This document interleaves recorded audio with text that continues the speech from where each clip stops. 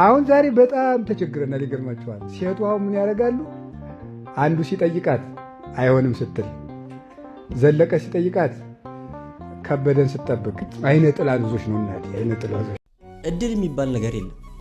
እድለኛ የሆነ ሰውም የለም፣ እድለኛ ያልሆነ ሰውም የለም። አደራችሁ ሀብት ባይኖራችሁ ንብረት ባይኖራችሁ ትልቅ እስኮን እንዲህ እስኮን እያላችሁ እለት እለት እመጣለሁ አልቀረሁም ከደጃፍ። ሰላም ውድ ቻናላችን ቤተሰቦች እንዴት ናችሁ? ዛሬም እንደተለመደው አስተማሪና ቁም ነገር አዘል የሆኑ ቪዲዮዎችን ወደ እናንተ ይዘን መጥተናል። ለቻናሉ አዲስ ከሆናችሁ አሁኑኑ ሰብስክራይብ ማድረግ እንዳትረሱ፣ እንዲሁም ቪዲዮውን ላይክ በማድረግ ጀምሩት። ወደ ቪዲዮአችን እንለፍ። ድሮ መደንገጡ የለም ከኔ ከልሎኛል ግብዝነት አልታየኝም ባከኔ። በጊዜ አግቡ። እድሜያችሁ ሲደርስ በስርዓት ክርስቲያኗን አግባት፣ ክርስቲያኑን አግቢው። አብራችሁ ሰርታችሁ ደጉ፣ ተመረቁ፣ ተባረኩ። ዝሙትን ሽሹት፣ ራቆት ተጸየፉት። ከባዕድ ወገን አታግባት። ሃይማኖትን ጠብ። ጋብቻ እንደ እንስሳ አሁን በሬ የትኛዋንም ላም ካገኘ ይወጣል። ውሻም እንደዚያው ነው። አንበሳውን ዝሆኑም ሰው ግን እንደዛ አይደል። ሰው ሃይማኖት ይጠይቅ፣ ምግባር ይጠይቅ። ይሄ ህይወት ነው፣ የህይወት አካል። ወደ ዝሙት ወደ ርኩሰት ጨለማ አታስገባም። ምጽዋት የእግዚአብሔርን ረድኤት ታቀርብልሃል። ለሰው የሚያዝንን ሰው እግዚአብሔር ያዝንላታል። ይሄ ደግሞ ሰራተኛ የሰራተኛ ደሞዝ አታሰንብቱ፣ አቱላ አታሳድር። ስጠው ድሃውን። በላቡ ወጥቶ ደክሞ ሰርቶ ካገለገለ በኋላ ለምን ገንዘቡን ነገ ከነገ ወዲያ ለምን ትለዋለህ? አንዳንዱ ሰው በዚህም ኪዳነ ምሕረት ይመጣል፣ በዚህ ሩፋኤል ይመጣል፣ በዚያ ደግሞ ጠንቋይ የሚሄድ ሰው አለ። እንደዚህ እኩል የሚያደርግ አትርገማት። ሀገርህ እዚህ ሀገር ተፈጥሬ አትበል። ሀገርህንማ ገነት አስመስሎ ነው የሰጠህ። እኛው ራሳችን ከፍተን ነው የከፋችበት።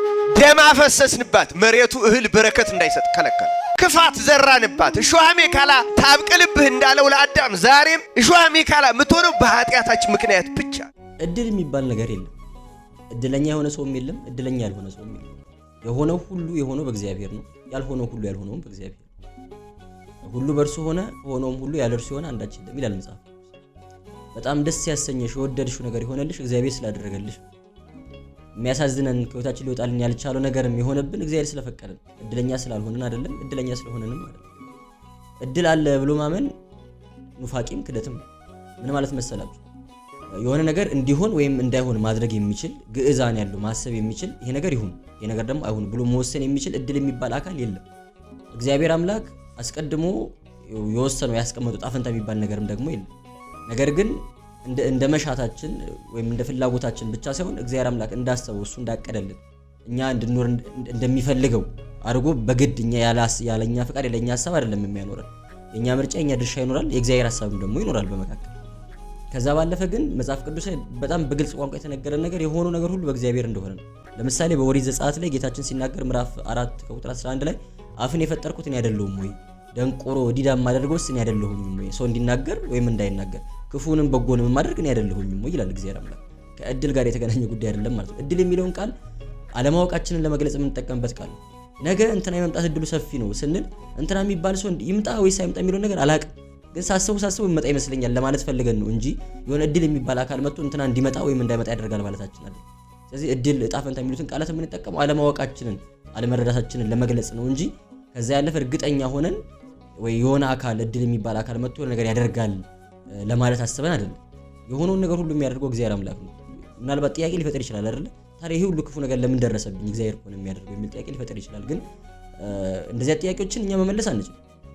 እግዚአብሔር የሚያደርጋቸው ነገሮች የሚያደርግበት የራሱ ምክንያት ያለው አሰራር አለው።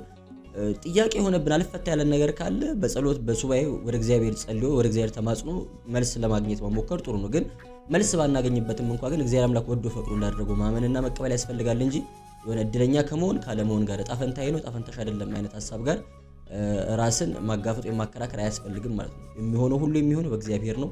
በእድል የሚሆን ምንም ነገር የለም። በተጨነቃችሁ ጊዜ እንዲህ ብላችሁ ጸልዩ፣ እንደ ምህረት አስበኝ። አሁን ዛሬ በጣም ተቸግረናል። ይገርማችኋል። ሴቱ አሁን ምን ያደርጋሉ? አንዱ ሲጠይቃት አይሆንም ስትል፣ ዘለቀ ሲጠይቃት ከበደን ስትጠብቅ፣ ከበደ ሲጠይቃት አየለን ስትጠብቅ፣ አየለን እምቢ ሲላት ጫላን ስትጠብቅ፣ ያንን እምቢ ሲላት በቃ ገብረ እግዚአብሔርን ስትጠብቅ ያን ቢስላት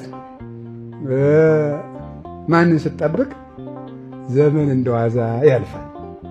የሴት ልጅ የመፈለጊያ ጊዜም አላት። ዘመን ያልፋል። አንዳንዱ ኦሮ እገሊት ሻትልም ብሎ ሊተዋት ይችላል። አንዳንዱ ደግሞ ኦሮ እገሊትን የመሰለች ሰውማ እስከ ዛሬ ብቻዋን አትሆንም ብሎ ዝም ይላታል። አንዳንዱ ደግሞ አርጅታለች ብሎ ዝም ይላታል። የዚያን ጊዜ እግዚአብሔርን ባላውርድ የለም።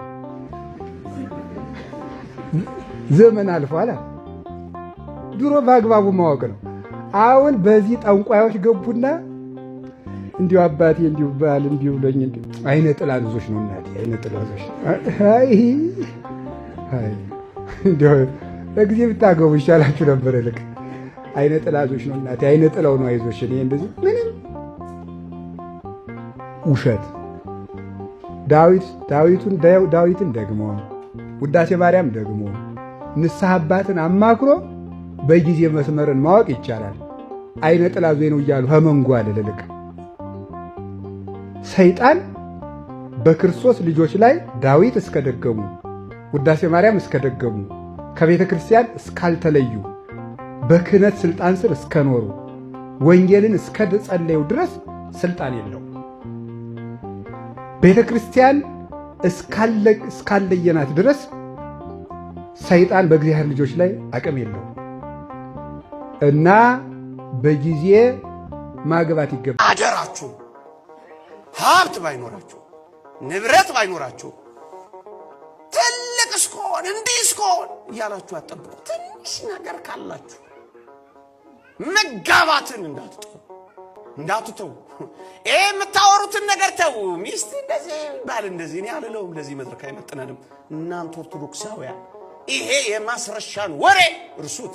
የሰይጣንን ሾክሾክታ እንዳትሰሙት። ይሄ ሌላ ነው፣ የኛ አይደለም። ሚስት ዘውድህ ና፣ ባልሽ ክብርሽ ነው። ይሄን ነው የምታምኑ። ይሄ ነው ወንጌል። እንዳትጠሉ ወጣቶች። ሁለተኛ ቢያገባ እንኳን እንዲፈታ ሆኖ እንዲያገባ ነው የሚፈልጉት። ይሄን ፈላስፎቹ ኮሃቢቴሽን ይሉታል። ተካቶ መኖር ብለው ተርጉመውታል። ሰው ሰብስባ ሽማግሌ ልካ ካህን አቁሞ መጋባት አይፈልግም። እናስ ፌስታሏን ይዛ ጥልቅ ትላለች። ሰው አያውቅ ምን አያውቅ። ያው እኔ ቀለል አድርጌ ነው ፌስታል ልጄ ነው የምገባው ትላለች። ውሸቷን እኮ ነው። ለምን እንደሆነ ታውቃላችሁ?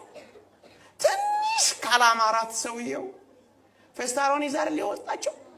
ፌስታሏን ይዛ ወልቅ በሶስት ቀኑ ለምን አይሆንም? ሰው አላላት ምን አላላት? ምን አጨናነቃል? ካሜራ ከተገጠመ ሽማግሌ ከተላከ ካህን ከቆመ ቁርባን ከተሰራ ትንሽ እንኳን አይከብድም። የሚቆሰቁስ ነገር የለውም። ይሄን ሁሉ ሰው እንዴት ረግጣ ትሄዳለች? ለዚህ እኮ ነው ተካቶ መኖር ሹልክ ውልቅ በቃ ናቸው።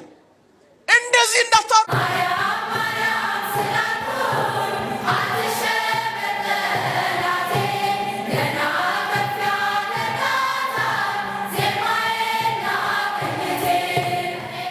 ከዛሬው ቪዲዮ ብዙ እንደተማራችሁ ተስፋ እናደርጋለን። በቀጣይ ቪዲዮ እስክንገናኝ ድረስ መልካም ጊዜ፣ ቸር ቆዩ።